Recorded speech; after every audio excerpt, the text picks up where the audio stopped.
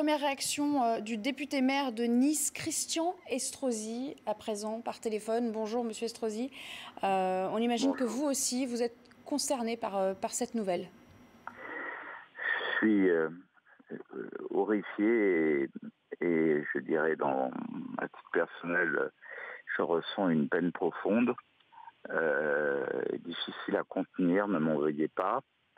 Hervé était un ami personnel avec lequel j'ai partagé tant de moments merveilleux dans notre massif des Alpes-Maritimes. Je vais à la rencontre de sa famille pour, tant que faire se peut, en tout cas leur apporter mon témoignage d'affection.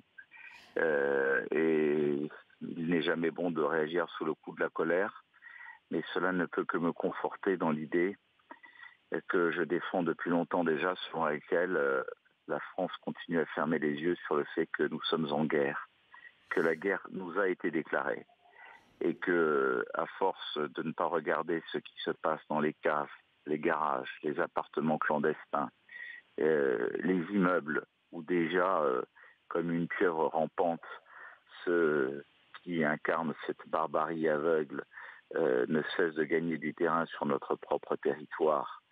Il ne suffit pas d'envoyer des avions en Irak pour livrer cette guerre.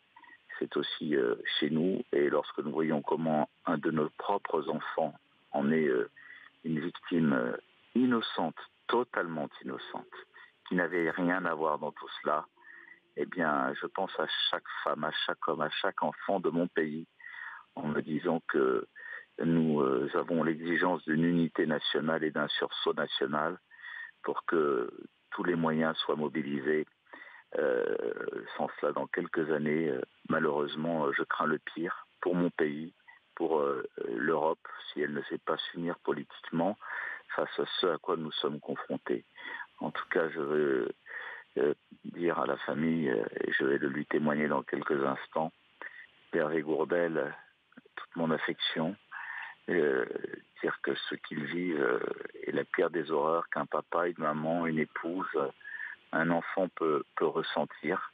Il ne méritait pas que cet homme extraordinaire soit la victime de tout cela, et sans doute la victime dont nous sommes responsables, d'une part de laxisme, pour avoir fermé les yeux beaucoup trop longtemps sur ce qui est en train de se passer sur la planète tout entière, et où la France a un rôle historique à jouer si elle veut enrayer ce processus avant qu'il ne soit trop tard.